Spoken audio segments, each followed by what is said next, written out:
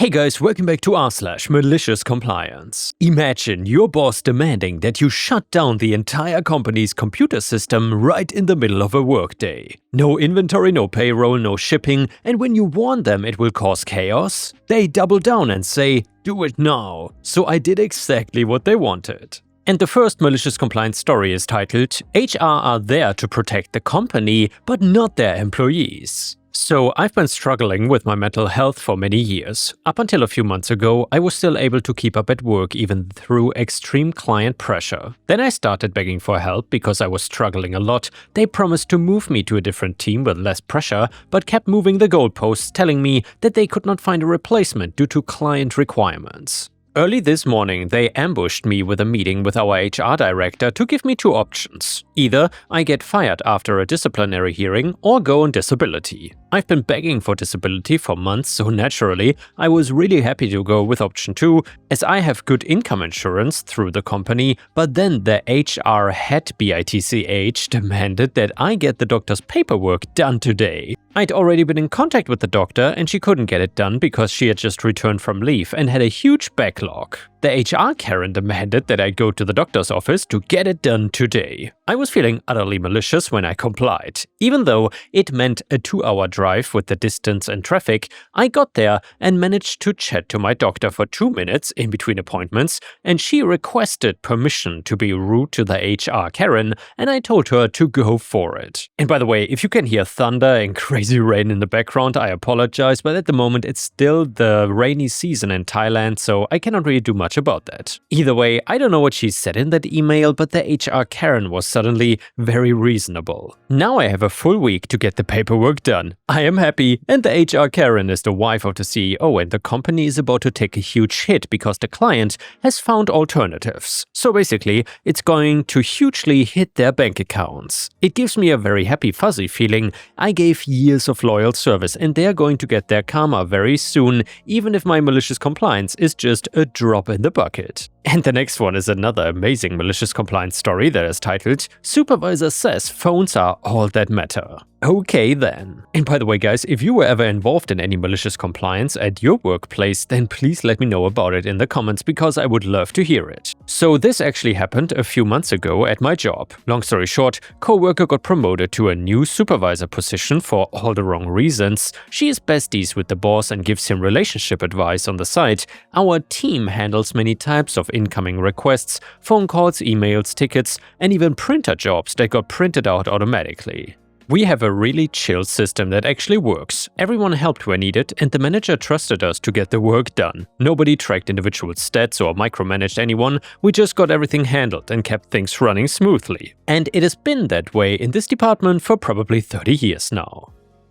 But then my new supervisor comes along and I guess decides that she wants to tighten things up or increase accountability or something. Her big idea? "From now on, I'll be tracking phone calls for performance metrics. Make sure everyone's doing their job and no one is slacking." So of course we asked, what about tickets and emails? Those take most of the time. She says, "Well, there's no way to measure those right now, so we cannot really track that." Okay. So of course everyone does exactly what she asked. Phone rings, answer it immediately. If we were working on an email and a phone call comes in, put it on pause and answer the call. Working on a ticket? Pause, gotta answer a call. So naturally, emails start piling up in the shared mailbox, tickets sit untouched in the internet portal, which management still doesn't know how to run reports on, and the printer starts piling up paper in front of it. After a couple days, people from other departments, people from our satellite offices, and even some of our external customers start emailing and calling, asking if we are backed up because nobody's responding to tickets or emails. One guy even came down in person to ask why no one has reached out to him about the email he sent in. When asked what was going on, we just repeated what the supervisor told us: focus on the phone since that is what matters. A few days later, I saw the supervisor get called into a meeting with the boss. When she comes out, she's clearly annoyed and sends out a message on Teams saying, "Please remember that all work types are important, not just phone calls." And just like that, the performance tracking policy quietly vanished. We are back to doing all the work again the same way we've been doing it successfully for years. And the next one is the titled malicious compliance story that is titled, "You want the server down during business hours? You got it." And by the way guys, if you enjoy the malicious compliance stories, then please don't forget to like the video and post some star emojis in the comments because that would help me tremendously. Thank you so much. So I used to work IT at a mid-sized logistics company. Our warehouse ran 24/7, but the corporate office was open Monday through Friday, 8 AM to 6 PM. I was responsible for maintaining the internal server that handled everything from payroll to inventory management to shipping labels, but one Monday morning I got an email from a higher-up, let's call her Karen, demanding that we take the server offline immediately for scheduled maintenance. Now, I had scheduled that maintenance for Sunday evening, sent out 3 notices and got no objections, but Karen had not read those emails and was now insisting that we do it right now during her working hours. I replied, "Taking the server offline during business hours will temporarily halt access to the shipping system, inventory time tracking and payroll processing. Confirm that you would like me to proceed." She replied, and I quote, "Yes, you should be working on my schedule. Get it done now, just shut everything down." Alright then, malicious compliance time. I looped in the warehouse manager and let him know the system would be down per Karen's urgent request. Then I pulled the plug at exactly 10:30 AM. Within 15 minutes, the office was in chaos. No one could clock in or out, print labels, track shipments, or even check inventory levels. Phones were ringing off the hook. The CFO stormed into my office asking what the hell was going on. I just showed him the email thread and less than 30 minutes later Karen came to my office red-faced and yelling. I calmly pointed out that she had approved the server downtime in writing despite warnings. I offered to restore access early but reminded her it would take time to reboot and check for errors from the forced shutdown. Fallout? Oh yes, she got dragged into a meeting with the COO and CTO that afternoon. From what I heard, it didn't go well for her. After that, all urgent IT requests from management had to go through a change management process with multiple approvals. I also got a little bonus on my next paycheck for handling the outage with professionalism. Sometimes the best way to teach someone why we have procedures is to let them break one once. And yeah guys, there are some procedures that you certainly can only break once, because if you do it twice, everything collapses. The next one is another malicious compliance story, and it is titled, "In order to couple trains, the book says to make them kiss." So this story of malicious compliance was shared with me by my grandfather many years ago, so some details may be lost and I'm not sure about all of the job titles. However, I will do my best to convey the main idea as I recall it. So my grandpa used to work for the railroad as a signalman. His role was to ride on the back of the train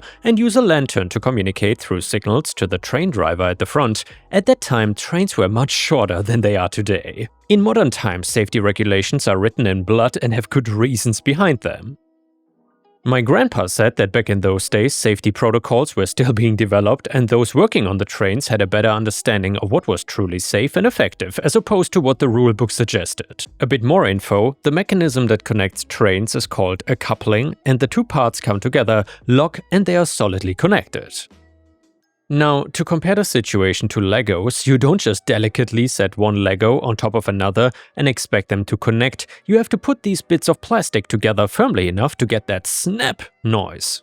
Train couplings are similar, only we are talking about metal carriages that are weighed in tons, not tiny plastic bits measured in grams. So instead of a snap, you need a good, proper bang. Onward to the actual story though. The train depot had recently hired a new manager, I'm not sure if they have an official title, so I'll just refer to him as a manager, who decided to be very by the book. He very quickly became hated by everyone because the rulebook of the time was written by someone more concerned with creating arbitrary rules rather than ensuring that things would actually work. Grandpa grabbed his lanterns and jumped into the caboose at the end of a line of trains. The engine backed up along the track to prepare for coupling and the manager came running out, yelling and waving his arms. The engine driver and the manager argued back and forth, and even Grandpa could see the engine driver's exasperated sigh from the back of a train. Malicious compliance was initiated.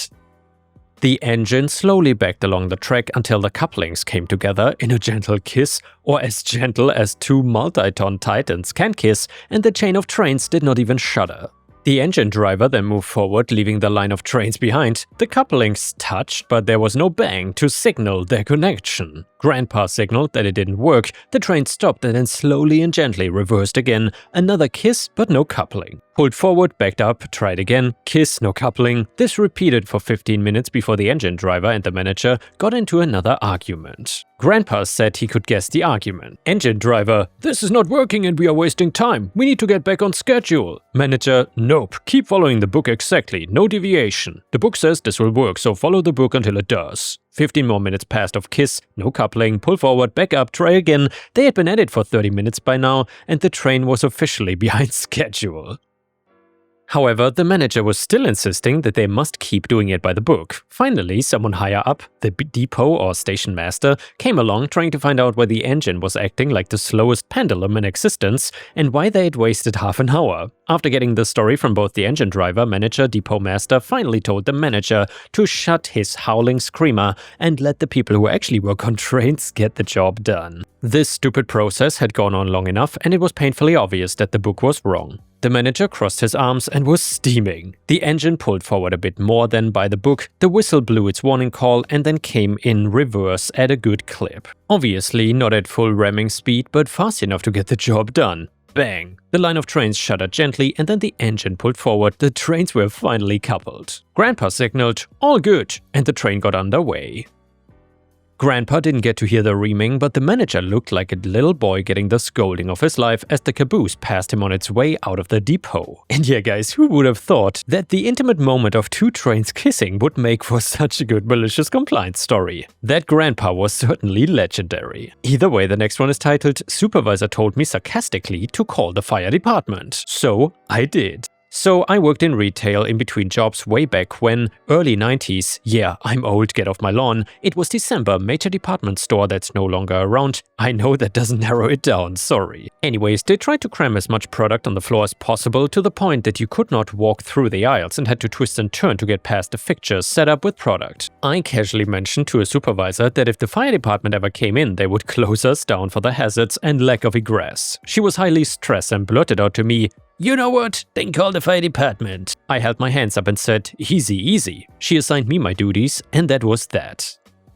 Well, she did tell me to call, so on the way home I stopped by a government building that held all sorts of agencies in it. I told the receptionist my plight and she pointed to a phone on the wall. "Tell the operator I want the FD and they would patch me through to the station's non-emergency line." The fire chief himself answered. I told him how crowded it was and what the supervisor said. He had a good laugh and said they would check it out. I was off the next day, but heard about it when I got back. The fire chief and a station house full of firefighters showed up to do an inspection. He then tells the store manager that egress is being blocked and he would have to remove a lot of the fixtures in the aisles. Store manager says he has orders from corporate fixtures stay. Fire chief assures him that he will win the argument. Store manager stands his ground though. The fire chief says, "All right boys, close them down." They evacuated the store, all 3 levels, and closed all entrances in December, prime Christmas shopping season. Although it was not a weekend day, it was during the week, but still. Store manager tried to protest and suddenly the sheriff's department starts showing up. Long story short here, they were closed for 5.5 hours while the chief, store manager and employees rearranged the store to acceptable levels. The supervisor never treated me differently, so I'm guessing she didn't remember the conversation. The store manager, surprisingly though, did not get fired by corporate, but corporate wasn't happy. About a week later, I'm working with the store manager and supervisor when she asks why we can't do something a certain way. The store manager replied, "The fire department won't allow that." And that was it. I worked there a few more weeks before getting a job that almost got me killed in a workplace shooting, but that's a story for later.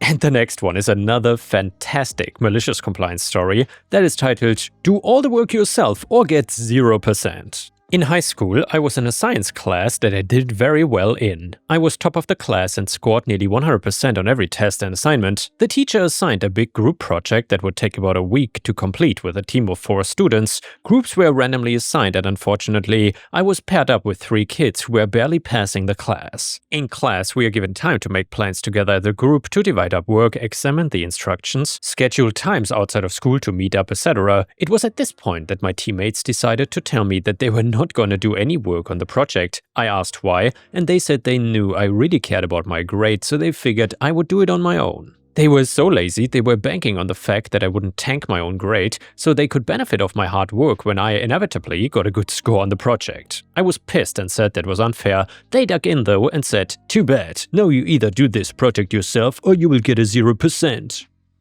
Well, of course, cue the malicious compliance. I could have gone to the teacher and he probably would have sorted this out, but a better idea struck me. So I said, "Fine, you win, I will do what you say." They smiled smugly and thought that was that, but you see, this teacher had a policy that at the end of the semester your lowest grade, excluding finals, would be taken off your record. So if you forgot to turn in an assignment or did really bad on one test, you got a mulligan so it wouldn't ruin your final grade. I'd never done poorly on an assignment all year, so I never needed my mulligan. However, I knew that these crapheads all did. If they got a big fat 0 on a crucial assignment, they would probably fail the class. So I did exactly as they instructed. I did no work on the project all week, just sat on it and bided my time. At the beginning of the next week, all the students turned in their assignments. My team watched as I sat in my chair, unmoving, and finally one said, "Classmate, hey OP, are you not gonna turn in the project?" Me, "Oh, I didn't do the project." They were shocked and asked why the hell I didn't do it. Me, "You said you do all the work or get a 0. I chose 0%. They were all royally pissed. They all had to do credit recovery over the summer. They hated my guts, but I couldn't have cared less. It was the most satisfying failing grade in my entire life. And the next one is another malicious compliance story, and it's titled, "Want me to clean up users on the portal? Done, you're deleted." So I work in IT for a big company and manage a portal that a small group of people use daily. Manager wanted me to go through the list of users and remove anyone who didn't need access. Simple request, I reduced the list from 100 to 30 people. Everyone's happy. Couple of weeks later, manager is complaining that 30 users is too much and wanted me to create a list of all their names, what team they're a part of, who they report to, and how often they need access to this portal. Annoying request, but sure, I got it done. He goes through the list and gets mad when he sees names he doesn't recognize, even though our company has a couple thousand employees, so he tells me to delete all users whose name he does not recognize. Stupid request, but okay, done. We're a global company, so immediately overnight I'm getting bombarded with emails that systems are down and no one has access to log onto the system and fix it. My phone's going off, but F it, I don't get paid to work at 3 AM. Next morning, my manager somehow gets mad at me for deleting the users he told me to delete and tells me to add them back. No crap, Sherlock. Couple weeks later, he again brings up that he's not happy, the system is not secure, too many users have access, blah blah blah. Like, bro, how bored are you? He wanted me to review the list of users with him again. 27 of the users use the system daily. There are only 3 users, himself and 2 other people, that are high up management that don't use the system at all, but are there for political reasons. He starts yelling at me, telling me that to delete anyone who doesn't use the portal daily as part of their core job, and anyone new who wants access must fill out a form and explain why they need it. Okay, fine, F it, done. Couple weeks pass by and he goes, "Manager, hey, I think something's wrong with the system, I cannot log in anymore." Me, "Nope, it's working just fine." Manager, "Then why can't I log in?" Me, "I removed all users who don't use it daily as part of their core job." Quoted my manager from weeks ago word for word. Manager, add me back. Me, slides him the form he created. It's been weeks and he still hasn't filled out the form, and I still have not added him back. We are somehow on good terms now.